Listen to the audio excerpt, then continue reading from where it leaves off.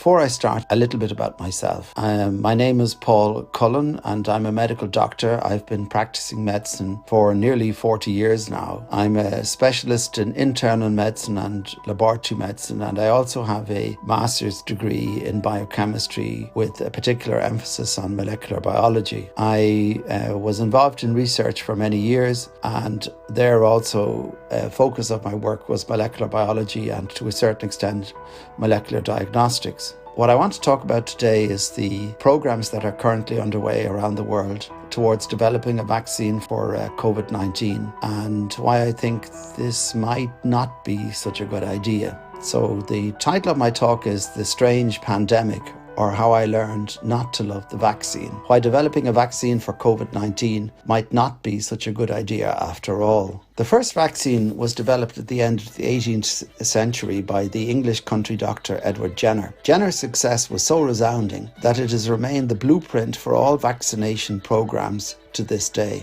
But Jenner also had Providence on his side.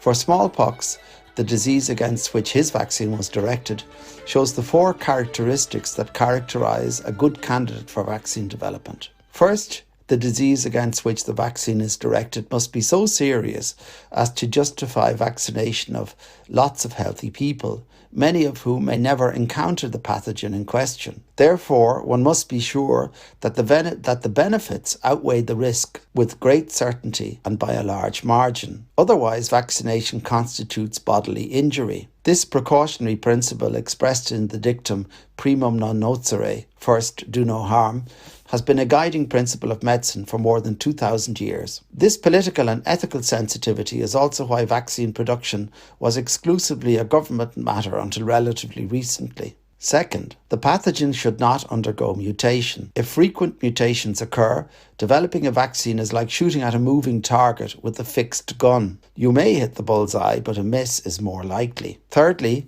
the pathogen should be restricted to humans because its eradication is possible only if it does not find shelter in animals. And finally, vaccination should provide long-term and comprehensive protection against developing the disease in question. Usually, the development of a new vaccine takes between 6 and 10 years. First, the active element of the vaccine must be produced in cell cultures, in chicken eggs, or using the techniques of molecular biology.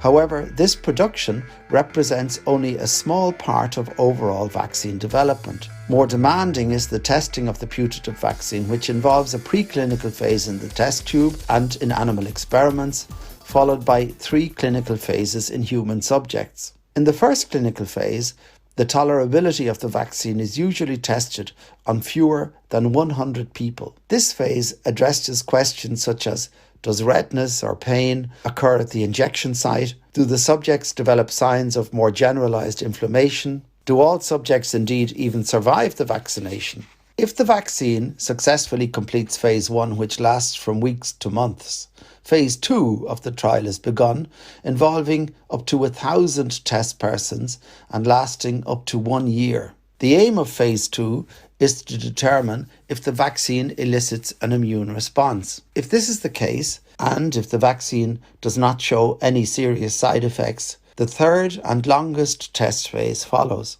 In phase 3, between 30,000 and 50,000 test persons are generally recruited. These are divided into 2 equally sized groups, one of which receives the new vaccine, the other a placebo, which in most cases contains all components of the vaccine including adjuvants, but lacks the active principle. Both groups are then exposed to infection with the target pathogen for between 4 and 6 years, after which an analysis is made to determine if the vaccine group develop fewer or at least milder infections than the placebo group. Prolonged observation of many people also has the important function of detecting rare but serious side effects. At the time of writing, the whole world is waiting for a vaccine against COVID-19. In a video podcast, German Chancellor Angela Merkel said that the issue at question is how we might develop a vaccine for the entire population of the world. US President Donald Trump announced on live television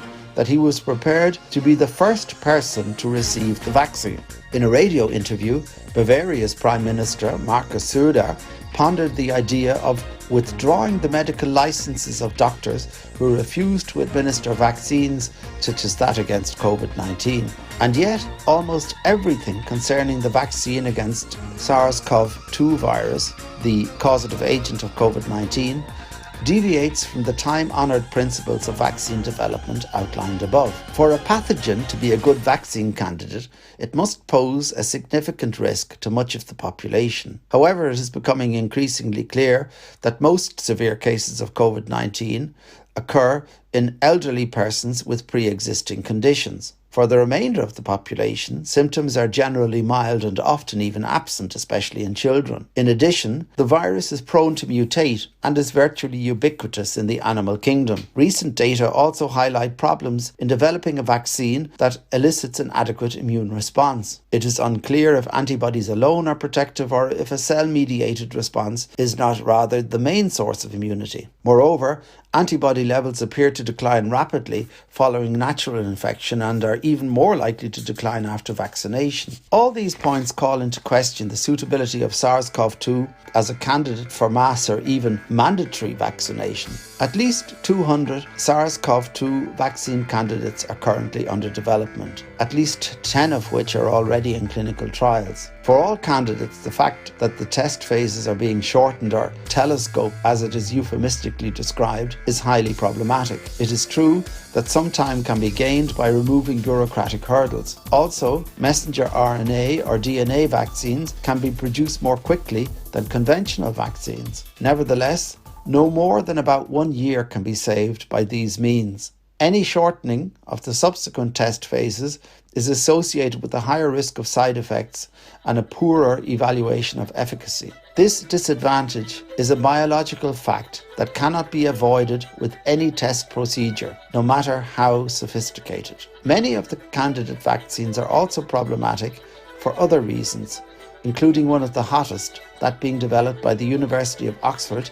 and the pharmaceutical company AstraZeneca, which is already in clinical phase 3. This vaccine, which consists of a monkey adenovirus modified to carry the SARS-CoV-2 spiked protein on its surface, is produced in a cell line derived from the kidneys of a child who was aborted, probably in 1972. Similar candidates, such as the vaccine candidate developed by CanSino Biologics Incorporated and the Institute of Biotechnology of the Chinese military, as well as a variant from the University of Pittsburgh, use either this renal cell line or another cell line from a child who was aborted in 1985. 5 other vaccines currently in clinical trials consist of messenger RNA molecules that are injected under the skin or into the muscle tissue and absorbed by our own body cells.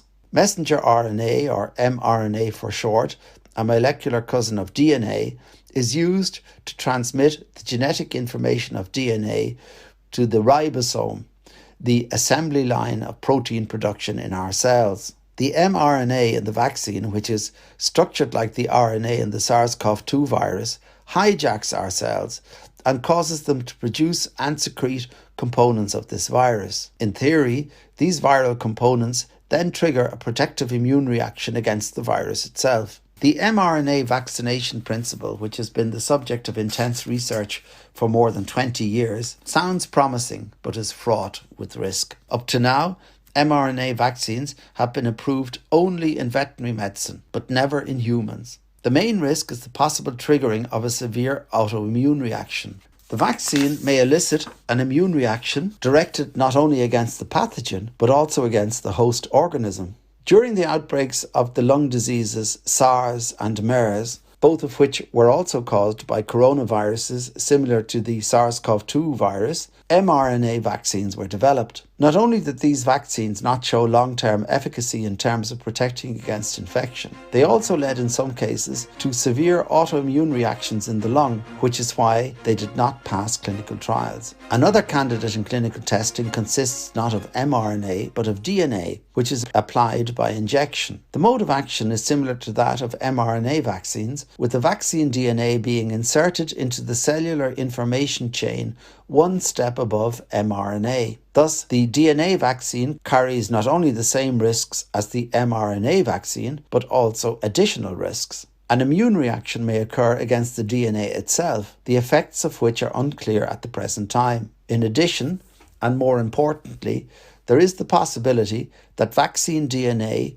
might integrate into the DNA of the host. Such modifications are most unlikely to be inherited by the offspring of the vaccine recipient, as has sometimes been claimed, but might conceivably lead to serious unintended consequences such as cancer development in the vaccinated person. At the present time, no reports of such an effect exist in the literature, which led the biochemist and director of the German Vaccination Authority, Klaus Sichutek, to say that in the case of DNA vaccines, we have spent many decades pursuing a theoretical risk that has never actually been proven in animals and clinical trials. This statement does not tell the whole story, however, since there has never been a long-term study of such vaccines in a large number of human subjects. In addition, most of the work in this area has been published by the research laboratories of the vaccine manufacturers. The demands on a vaccine in terms of safety and efficacy are much higher than those in pharmaceuticals. This is even more the case when all of humanity is under discussion as a recipient.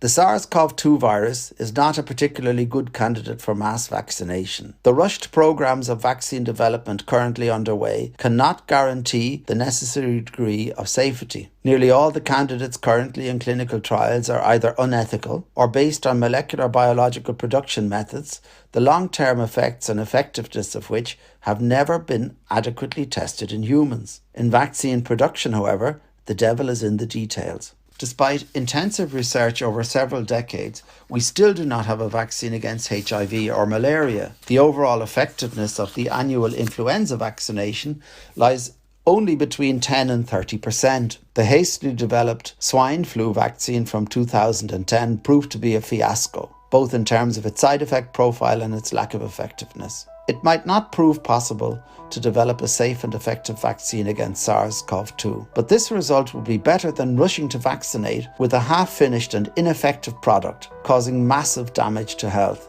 Apart from the burden of suffering, it is important to remember that in such a case, the vaccine manufacturer would be indemnified, leaving the taxpayer to pick up the financial cost. In retrospect, such a scenario could prove to be the biggest mistake of the whole COVID-19 story.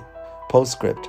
I originally published this article in German on the 27th of August 2020 under the title Die seltsame Pandemie in the German weekly newspaper Die Tagespost. Since then, several developments have occurred which tend to confirm rather than refute many of the concerns I raised in this article. First, the use of an adenovirus vaccine manufactured by the state-owned Gamaleya Research Institute of Epidemiology and Microbiology in Moscow, Russia, was reported. This vaccine, termed Sputnik 5, contains a mixture of two adenoviruses that have been genetically modified to carry on their surface the SARS-CoV-2 spike protein known as glycoprotein S. I was unable to determine if human fetal cell lines were used in the development of this vaccine, which was introduced after a phase 1 clinical trial involving only 76 individuals. At the time of writing on October 7th, 2020, insufficient information is available on the side effect profile of the Russian vaccine. Many of the other lead candidate vaccines have also run into difficulties. The frontrunner AstraZeneca Oxford vaccine failed to produce adequate immunity in primates, and trials of this vaccine had to be stopped twice because of suspected adverse effects. One subject developing a serious inflammation of the spinal cord known as transverse myelitis, which may or may not have been related to the vaccine. Use of this vaccine has also been associated with frequent local adverse reactions and with the fall in the number of white blood cells, known as neutropenia, in 46% of the test persons in a combined Phase 1, Phase 2 trial. In addition, subjects in Phase 3 trials receiving the mRNA vaccines in development by the companies Moderna and Pfizer have reported fever, body aches, severe headache and exhaustion, particularly following the second booster dose. In one case, a subject receiving the Pfizer vaccine suffered such severe shivering that he cracked a tooth. In some cases, side effects have led the manufacturers to reduce the dose of the active agents in their vaccines.